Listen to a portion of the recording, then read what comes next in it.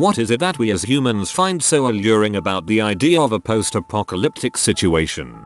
Especially as teenagers, but really throughout our lives we like to imagine ourselves as individually significant, which is why the chosen one trope, that is, Harry Potter, The Matrix, Star Wars, etc., is so popular across demographics. A post-apocalyptic environment facilitates this sort of chosen one and messiah theme.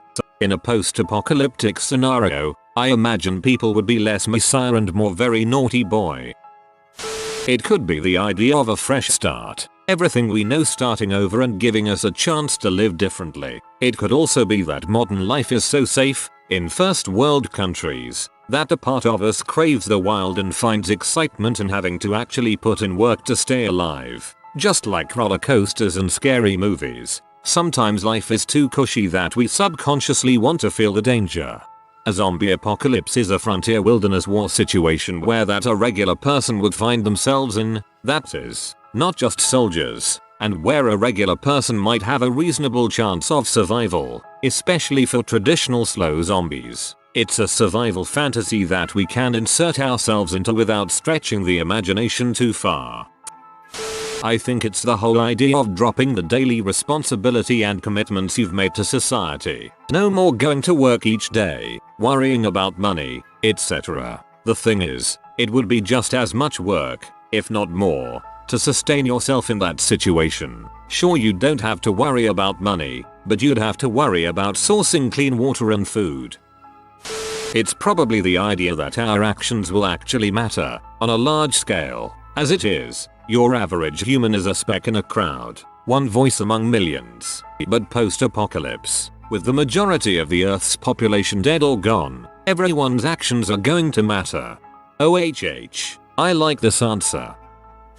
Most folks are only familiar with post-apocalyptic situations that have been designed for their entertainment. See, we like to compare our daily lives to the fantasies that we see in movies or video games. From that idealized perspective, the prospect of doing away with our jobs and responsibilities seems appealing, but we tend to forget that many of the things we take for granted, access to clean water, toilet paper, the immediate availability of food, and so on, would likely be luxuries in the settings we've seen on our screens. Something as small as a deep scratch would be potentially fatal, too, and we wouldn't have health restoring stim packs or single episode recovery times. There are plenty of places in the world today that are worse than the settings of Fallout or The Walking Dead, and it's rare to hear of anyone looking at them as being appealing vacation spots. Furthermore, everyone likes to think of themselves as being the protagonist, but they'd much more likely be cast in the role of decaying bones in a corner.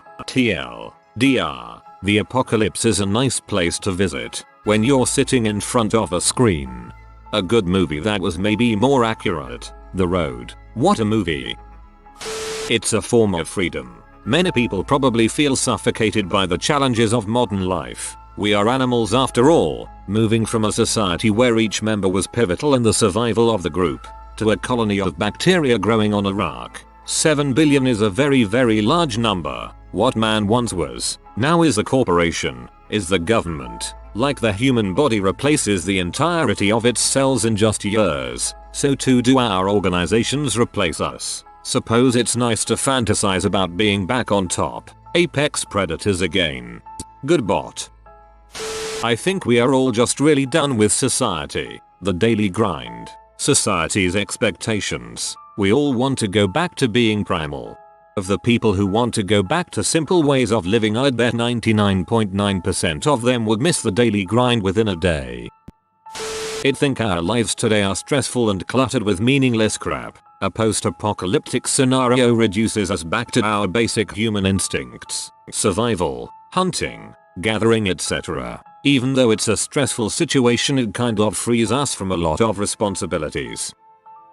No debt, bills, bosses, jobs, or responsibilities makes it awesome. People often don't think of the mass disease, rape, starvation, and murder that would happen.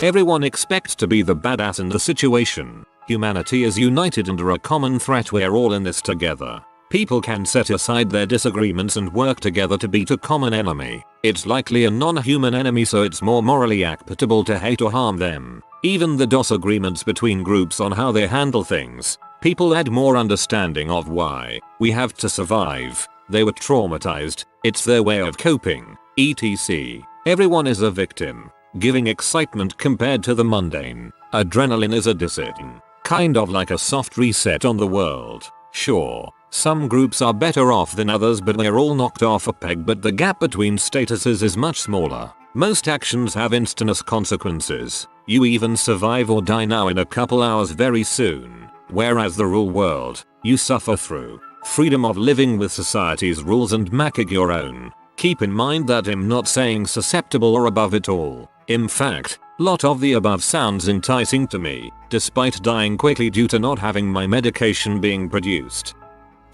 I took the school bus as a kid. I wasn't a particularly picked on or unpopular kid, but still a bit of a loner, especially on the bus. I would daydream that everybody disappeared and I got to drive their cars. I didn't care where people'd go, I just wanted off the bus and to drive their cars. There's something very poetic about this.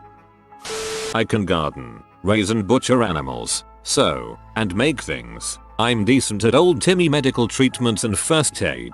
If it wasn't a total destruction situation, I feel like I'd be reasonably okay, or I'd die immediately. Either is better than being barely employed and terrified of not making enough money for rent. Personally, I find the potential of absolute freedom to be strangely comforting. Yes, every moment will be a struggle for survival, but I won't have to worry about my job, bills, chores, errands, etc. I have the same fantasy, but then I think about the anxiety about jobs and bills and errands gets replaced, in this scenario, with anxiety about getting a cavity without dentists, and scavenging for contact lenses, or being pregnant without modern medicine. Babies can do a lot of damage to a body. I think this is something current society inherited from us Gen Zers. Basically, we grew up in the shadow of the Cold War with all the adults telling us a nuclear apocalypse was imminent, and at the same time all the text zombie stuff, Romero, Russo, The Evil Dead etc. So it was a way of dealing with what we saw as real threats but in a safe fantasy way. But the reason it remained popular and grew bigger and bigger is because the generations that came after us really liked it too. So it's hitting a wide demographic. It mapped really well onto millennial anxieties about the increasingly constraint of Western society under corporate globalization, which I think is what UA Pyrites' appetite describes so well. Fantasies of the rules being thrown out, broken through no fault of your own, and the survivor hero meeting their needs by living off their wits in some primal way. I think you're onto something. I think it's our primitive survival mode instinct that misses the old times where we had to kill a lion every day and fight to live. Modern days are safer, but also kinda boring somehow, and that's why a lot of people look for sports, hunting and other stuff because of the lack of daily adrenaline. Maybe, deep in the heart, we just want to live something big that would put us on survival mode again. IDK. At the same time, I'm pretty sure that we just wonder about it, but doesn't actually want it because it would suck and we'd probably die first in a horrible way. Let's keep chaos at the movies and video games.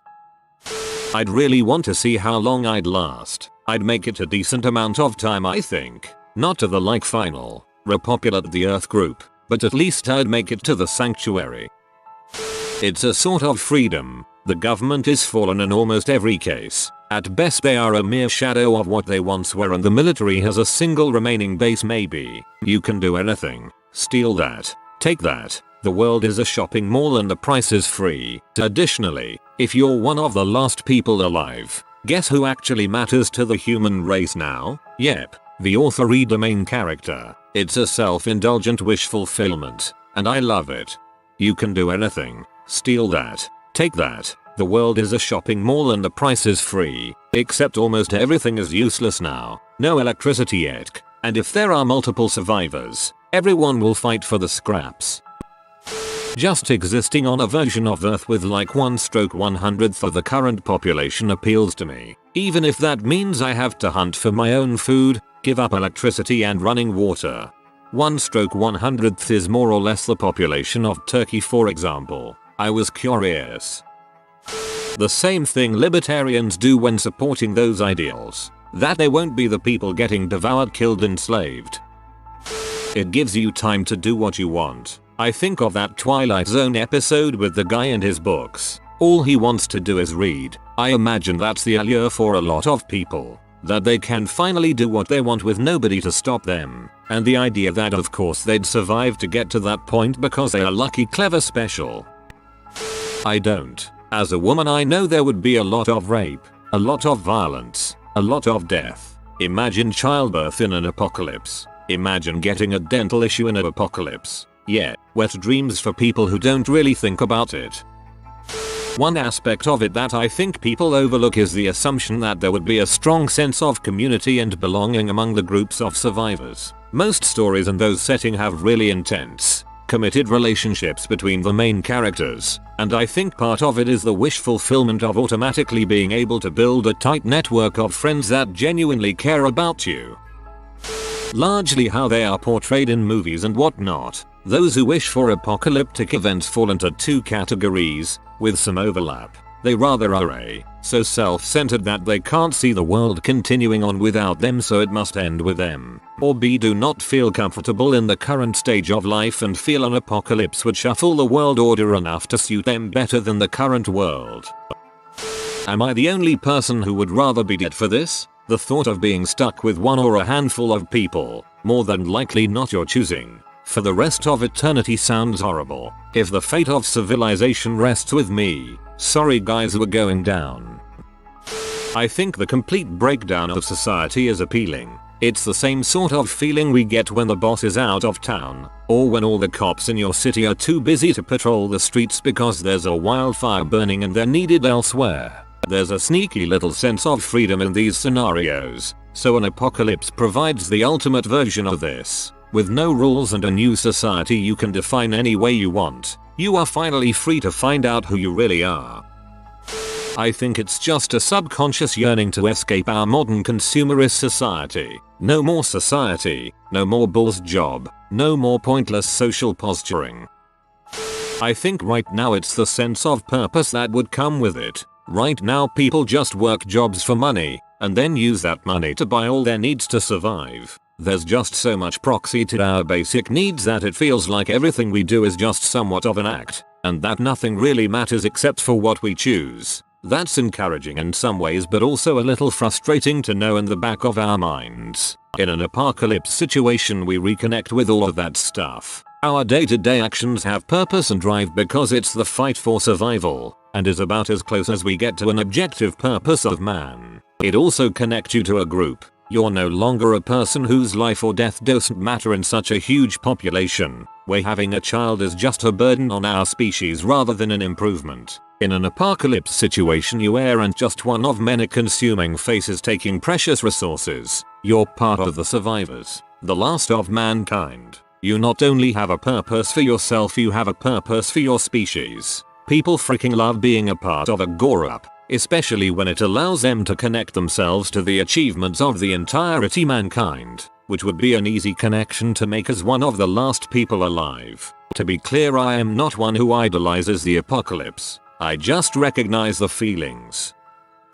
I think it's the lawlessness and escapism that allures people. Maybe, in real life, you're working a crappy job for a tyrannical boss, trying to pay off your debt. But in a post-apocalyptic scenario, all of society's laws and regulations would be erased. You would be free to wipe the slate and start life anew. You can take revenge on everyone who has ever wronged you without repercussion, and possibly become the wasteland lord that you've always wanted to be. It's a reset. No more societal norms or barriers. That rich butthole you hated 2 weeks ago is now the exact same as you. Yay. I'm in the middle of grad school and actually wrote a lengthy essay on this. Boils down to a carnal instinct for survival, which, in our modern, comfortable, Western society, isn't sufficiently satiated. Consider, for example, the fact that you don't see post-apocalyptic fiction emerging from third world societies, or even in Western society before about the 1970s. War and strife and struggle are still a very real thing in those third world societies, and in the West, was still a very real thing in the early to mid 20th century, though we in the first world have cultivated a, relatively, very peaceful and comfortable existence, that carnal survival instinct is still there. So, to satiate it, we create and imagine the strife. We roleplay, we read stories, we doomsday prep, and in some of the more extreme and worrying cases, we create enemies where there are none. One of the best archetypes of this that I found in doing research for my essay was the behavior of certain protest groups, especially Black Bloc. The demographics of Black Bloc consist of mostly urban youths, hovering around the middle class in terms of income and access to food and housing. For those that don't know them, Black Bloc tends to infiltrate what would be peaceful protests and turn them violent. Analyzing their tactics and behaviors, one finds that, in a way, they're playing soldier. They have a kind of uniform, sometimes even patches on their shoulders and ranks. They even have medics with Red Cross armbands, and will scream for a medic if one of them gets hit with tear gas or OC. The medic will, heroically, pour water on the dude that got hit. It's an example of a group of people that have invented a conflict in order to satiate that survival instinct. One only has to consider the fact that, when going to fight their battles, they're leaving and then returning to a fairly comfortable urban existence. They're not starving, not victims of genocide, and not fighting for survival. On the opposite side of the spectrum, politically, you have the far right-wing preppers who invent the villain of the New World Order and hole up with guns, ammo, and supplies that they'll never use. If their imaginary villain doesn't go to imaginary war with them, that survival instinct goes unsatisfied. Some of them go into a kind of withdrawal and, in a desperate attempt to get a fix, decide to start the war themselves. In conclusion, just play STALKER, TLDR. Modern Western society is, relatively, very comfortable and safe, but we still have to find a way to satisfy our instinctive carnal need to survive against strife. Lacking strife, we use our imaginations, sometimes productively, sometimes destructively. I just hope the nuke lands on top of my apartment building while I am still in there. If it doesn't and I somehow live, well frick. A clean slate, no debt, less people and more opportunity? That's what comes to mind, though the reality is that it would be absolute heck for we who are so used to all our modern conveniences. Seriously, take a moment to imagine a reality when you have no debts, and no responsibilities or obligations beyond the ones you choose. It's seductive as heck, until you realize it's just being a homeless person. But if everyone is homeless? No bloody 9-5. Although I would probably be the first to complain about the good old 9-5 days the first time I got hungry. We envy those who endure and even put them on a pedestal, which is generally considered acceptable, but we ourselves do not wish to endure. I think it comes from the fact that our ancestors were wild brutes and post-apocalyptic situations allow us to once again be the animals we are meant to be. A lot of the post-apocalyptic scenarios come out of modern media. TV, The Walking Dead, The Last Ship, movies, 28 Days Later, Mad Max, and books designed to be made into movies, The Hunger Games. That kind of setting appeals to the makers of these visual media. It's easy and cheap to create. Tear up contemporary clothes for the costumes, smash windows on buildings and cars, make everything look as beat up as possible, buy Fuller's Earth by the sackful and throw it over everything. Wham! You've got a post-apocalyptic setting. By contrast, it takes creativity, effort, and money to show a future where things are good, and you stand the chance of having progress make your setting look anachronistic. I think it's about the world being rebooted where none of the old rules apply anymore. Maybe the new version will develop rules that benefit ordinary people, instead of rich old white guys. I think it comes from the idea of more freedom. It's the idea that you're no longer held down or obligated to anything. Bills? Who gives a frick about bills? It's a post-apocalyptic wasteland. And you know what? I don't give a frick if that used to be someone's house. They're dead now, and I'm gonna live in it. Tomorrow I'm gonna raid a nearby store because everyone's dead. Who's gonna stop me? I think we all just hate a lot of the population, so we like to daydream about only having to deal with a handful of people in the world in which we have free reign. I don't know if people are excited about it as much as we just kind of know in our bones that something like that is bound to happen. It's the sudden lack of responsibilities. I'm picturing some kind of supervirus situation. 99.9% of the world just suddenly dies in like 2 days or so. Electricity fails. No running water. No gas. And yes, as in all apocalypse scenarios, it goes without saying that you assume you're alive for it. It's not likely, but it's a pretty dang boring fantasy otherwise. Sure, getting food and water would be tougher, but it's not like you have your 9 to 5 job anymore. For a good long while, there'd be plenty of canned foods to get you through. Forage while you set yourself up. You don't have to pay rent. You don't need to worry about bills or your bank account balance. If something in your house breaks, just raid some supplies from a hardware store, or heck, just move into your neighbor's house. You don't have to worry about whether you're going to clock in a minute late again. No paperwork, no bills, no credit scores, no worrying whether you can afford to buy yourself a thing, no worrying over haircuts, or deadlines, or keeping up with the Joneses, no traffic, no alarm clock, no overbearing manager or whiny customers, just the basics. As long as I've got food, I'll be okay for a little while longer.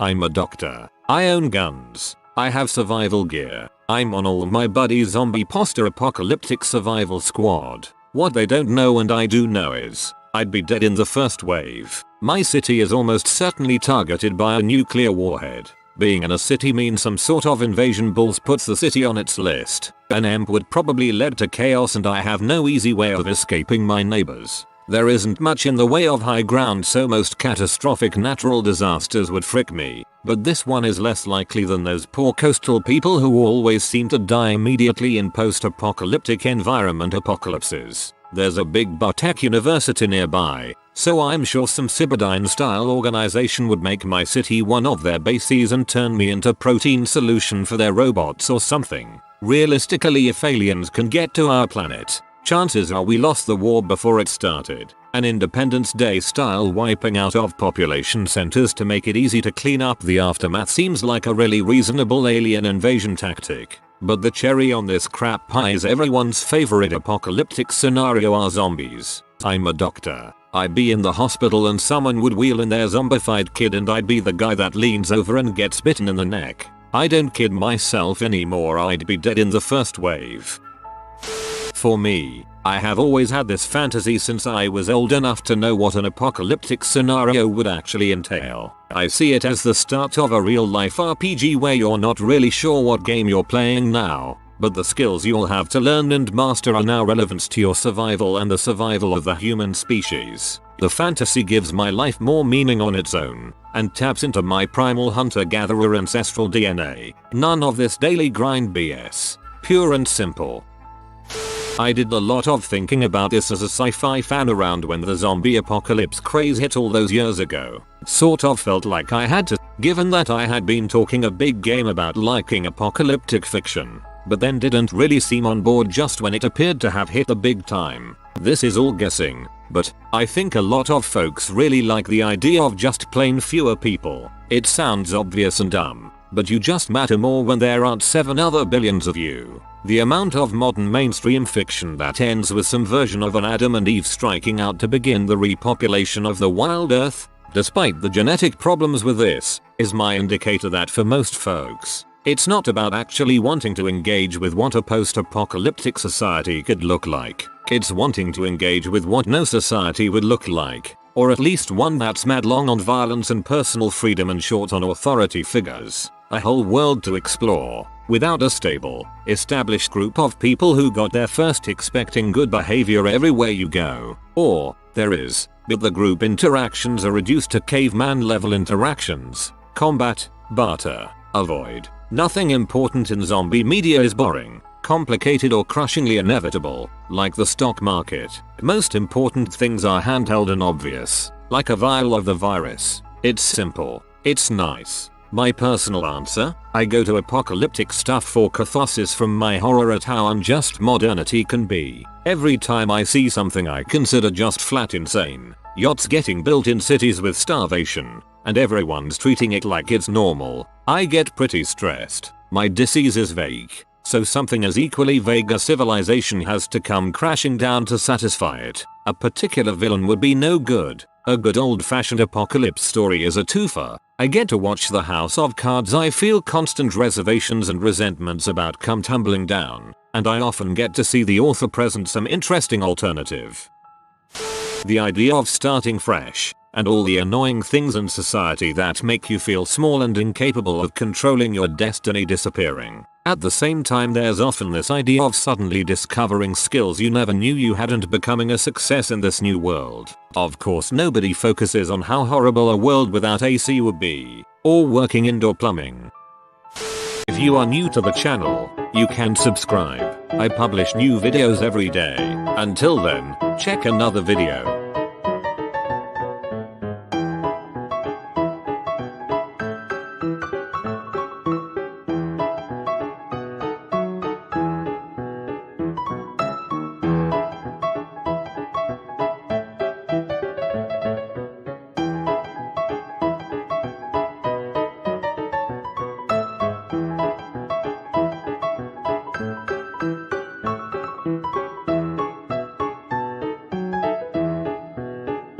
Bye for now.